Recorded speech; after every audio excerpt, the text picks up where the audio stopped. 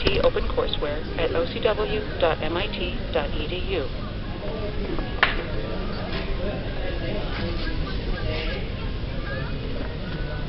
All right, welcome back to 6890. Today we continue our theme of reductions, NP hardness reductions from 3-partition.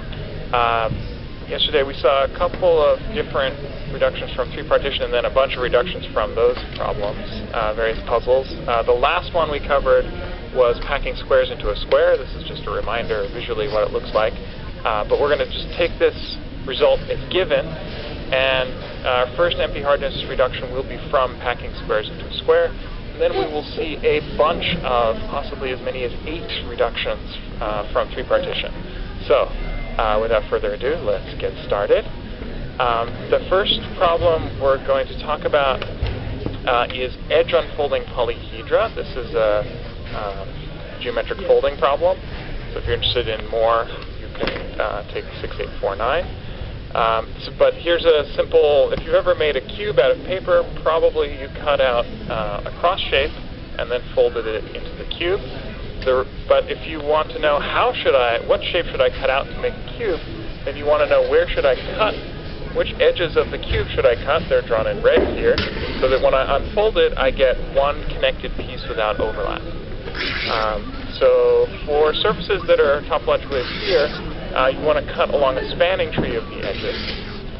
And for a cube, that will always work. But for some polyhedra, like these two, when you unfold, you get overlap. And in fact, no matter which spanning tree of the edges you take for either of these two polyhedra, you are guaranteed to fail. You cannot make these out of one piece of paper by folding and get an exact cover. So that's bad news. These are old results. These are back in 1998. But it remained an open problem. How many other examples are there? If I give you a polyhedron, I want to know, is there an edge unfolding? We've only cut along the edges. What's the complexity of that? And the answer is, it's NP-complete. Strongly NP-complete, slightly stronger. This is not obviously a number problem, but in geometry you have this issue of what are the coordinates of the vertices. So the coordinates could be exponentially large, or they could just be polynomially large. Here they only need to be polynomially large, so strongly NP-complete. This is a complicated proof, so I'm just going to sketch the idea of how it works. At the beginning, like most proofs, there's some kind of like overall infrastructure that holds all the pieces together. This is one part of that. Well, this is the main infrastructure in this reduction. There's some stuff around the sides, mainly to make the surface topologically a sphere.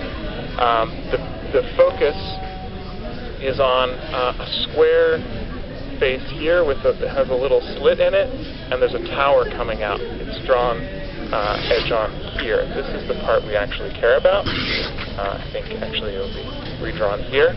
So we'll really just be thinking about this, and then there's some stuff that wraps it around and makes it easier without changing unfoldings. So don't worry too much about that. Mainly, make sure.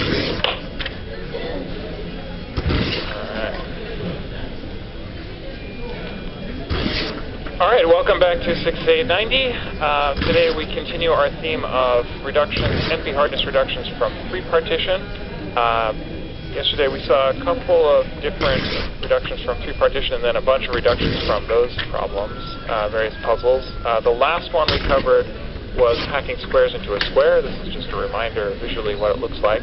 But we're going to just take this result as given, and our first NP hardness reduction will be from packing squares into a square. And then we will see a bunch of, possibly as many as 8 reductions from 3-part into a plus sign. Most of it is lots of tiny stuff called atoms, which we will get to.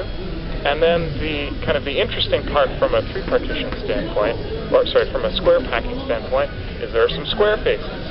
And because we're edge cutting our surface, those squares will remain squares. There's no edges on them. So those guys somehow have to move around when you unfold, and it's not drawn this way, but the squares are large enough that they can't fit up the chimney. Because this chimney is actually pretty narrow, constant width. And those guys are all big. So this other stuff can move up the chimney, the squares will have to stay in the square, and that's how we're going to get packing squares into squares. Okay? Now, the challenge is, what we want to be able to do is move the squares around freely. But in reality, we need to make a connected 2D shape. So somehow we need to connect together these squares by some stuff, that's mystery atoms, so that basically for any square packing, we can arrange to have those faces in that rough arrangement, and then the other stuff somehow connects everything together, and whatever doesn't fit in here goes up the chip. So that's the plan. If we zoom in, right, so this is sort of the diagram of that plan. Imagine you have some placement of the squares, and we're going to try to connect all the pieces together, maybe to some common root in the lower left corner. First, we're just going to draw some L's centrally to connect them all to here. Those cross, which is not allowed. But then we're going to reroute the L's to go around so to get up to this box, we're going to go around all of the other boxes below it. And in this way, we get a non-crossing arrangement. If we zoom in even closer, these are drawn as lines, but really they're little strips of paper, and they may do weird things like zigzag back and forth. How that happens, we'll see in a moment. But this is to convince you that at least if we could place squares, and they're not like right touching each other, so we're going to shrink each square a tiny bit. I won't get into the details, but if they're integer squares, let's say, then we'll shrink them maybe by -1 over n or something polynomially small. And then that gives us a little bit of room to route all of these as we make them like 1 over n squared or 1 over n cubed in thickness. Still polynomial, so still strongly NP-hard. If we have a square packing, we can connect them all up in this way if we have these magical atoms that can do whatever we want freely.